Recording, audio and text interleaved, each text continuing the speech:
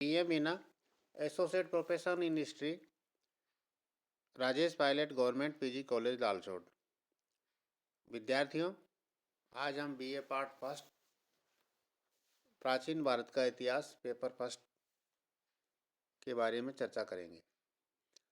इसमें हमने जो हमारा पिछला वीडियो था वो हड़प्पा सभ्यता के बारे में चर्चा कर रहे थे। उसी क्रम को हम आगे बढ़ाते हुए आज हम नाली व्यवस्था पर चर्चा करेंगे। जैसा कि हमने जो पिछला वीडियो था उसमें नगर नियोजन एवं भवन निर्माण इसके बारे में चर्चा की थी। तो इसके 3 इसमें महत्वपूर्ण होते हैं नगर नियोजन एवं भवन निर्माण में। पहला नंबर होती है सड़कें, दूसरे नंबर पर होती है भवन और तीसरे नंबर पर होती है नाली। ये एक नगर नियोजन की एक टाउन प्लानिंग जो होती है उसके मुख्य एक आधार स्तंभ है। तो कल अपन ने भवन और सड़कें पर चर्चा कर ली थी। आज हम नाली व्यवस्था पर चर्चा करेंगे। सिंध प्रदेश में प्राय सभी नगर अपनी नालियों के लिए बहुत ही सुव्यवस्था एक प्लानिंग के तहत बनी हुई व्यवस्था थी और इसके लिए वो प्रसिद्ध थे। प्राय प्रत्येक सड़क और नाली ये दोनों और सड़क के साथ साथ बनी हुई थी। नालियाँ पक्की बनाई गई थी। चौड़ी नालियों को पाटने के लिए कहीं कहीं ईंटों अथवा पत्थरों का प्रयोग किया गया था। नालियों की जुड़ाई और प्लास्टर में मिट्टी, चूने तथा जिप्सम का प्रयोग मिलता है। मकानों से आने वाला पानी नालियों में अथवा परनाले सड़क गलियों की नालियों में मिल जाते थे और इस प्रकार नगर की छोटी छोटी नालियाँ बड़ी और प्रमुख नालियों में मिल जाती थी। समय समय पर इन नालियों को साफ करने की व्यवस्था थी। सिंध प्रदेश की सड़कों और नालियों की ऐसी सुंदर व्यवस्था देखकर आश्चर्य होता है।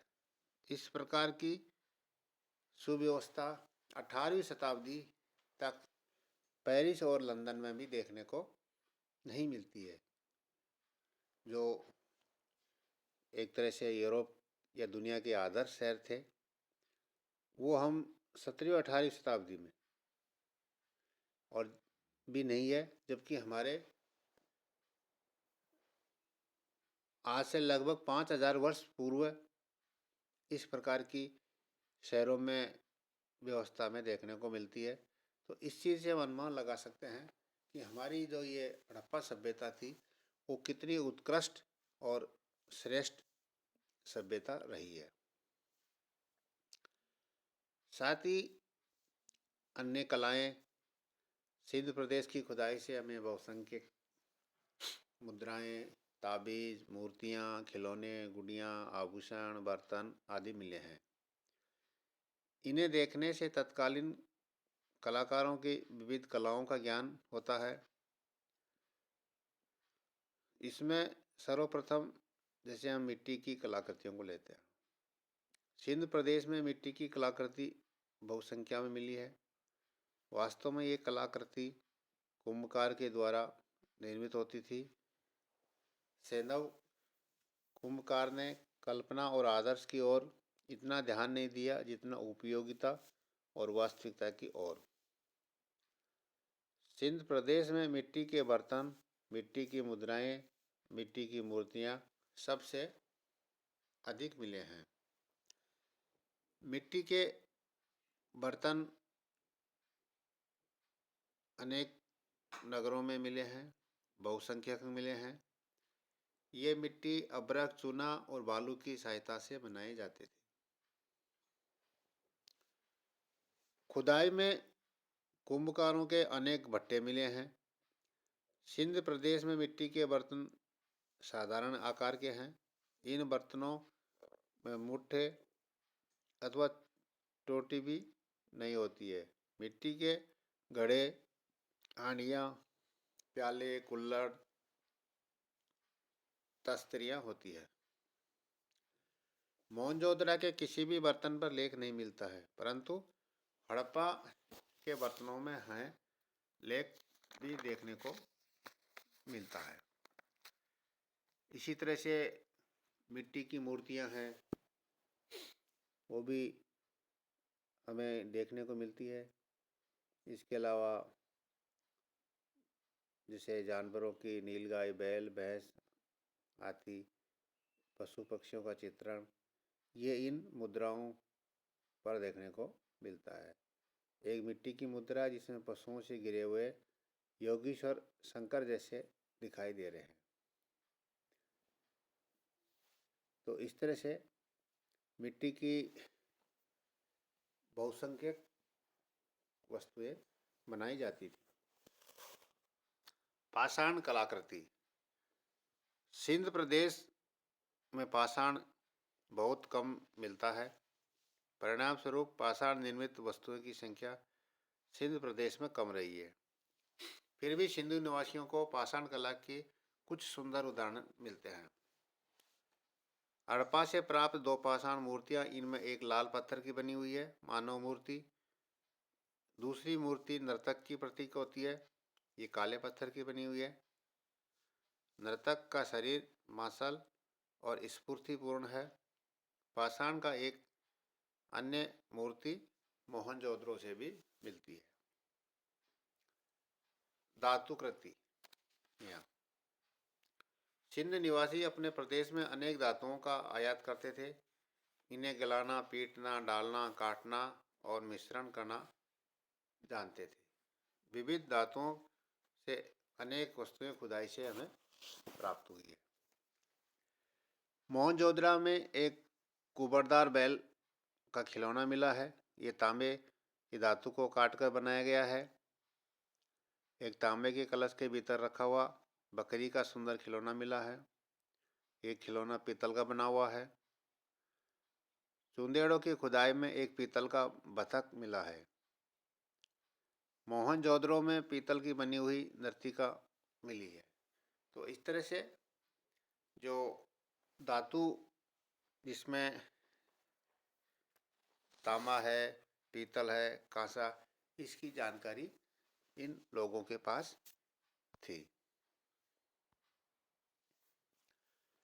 गुड़िया निर्माण का कारखाना भी सिंधु सभ्यता से हमें मिला है।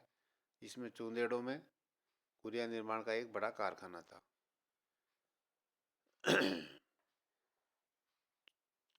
सोने चांदी के अतिरिक्त यहाँ मिट्टी के पत्थर, हाथी दांत आदि पदार्थों से गुड़िया का निर्माण होता था। बहुसंख्य गुड़ियों में रंग और पॉलिश मिलती है। मिट्टी की गुड़ियाँ प्राय गीली मिट्टी की सहायता से हाथ से बनाई जाती थी। बाद में उनको पक्का किया जाता था। तो इस तरह से हमें इन वस्तुएं खुदाई में प्राप्त हुई है। अब हम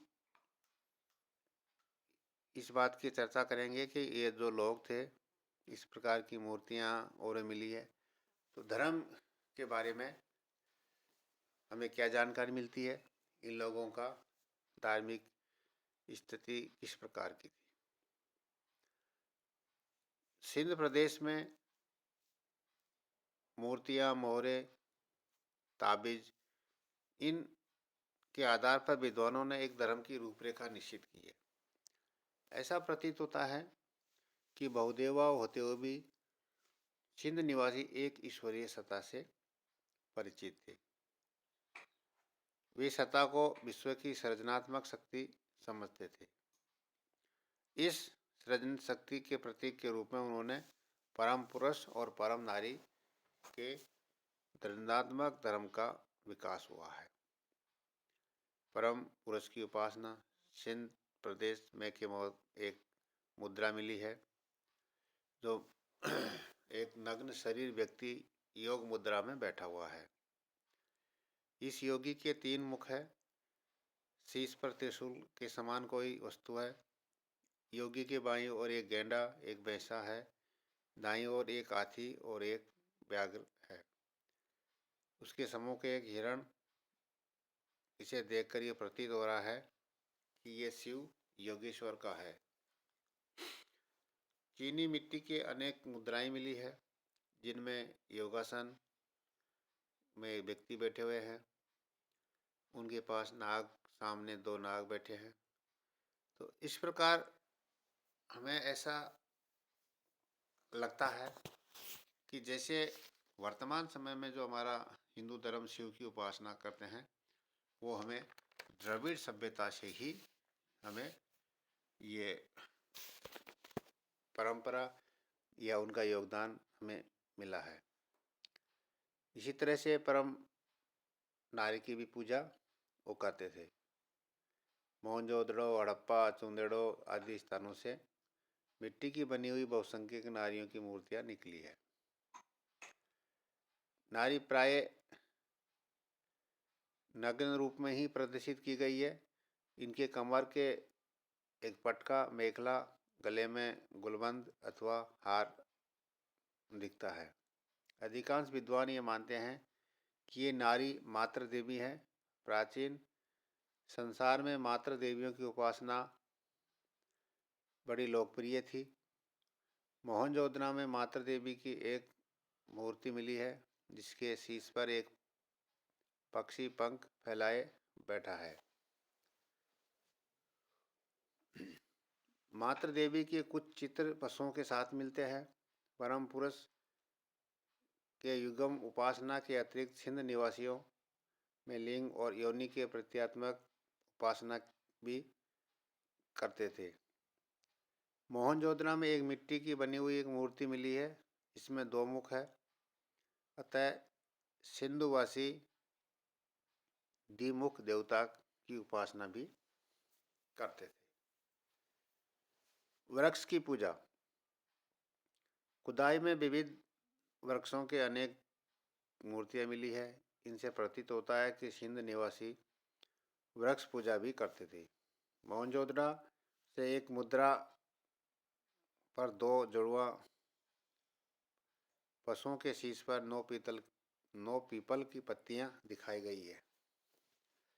हड़प्पा से प्राप्त एक अन्य मृद मुद्रा पर पीपल की टहनी पकड़ी हुई एक स्त्री खड़ी है।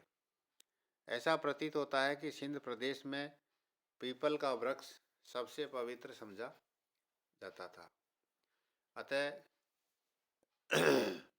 छोटे मोटे देवता अपने मुकुटों में इस पेड़ का चिन्ह लगाया करते थे।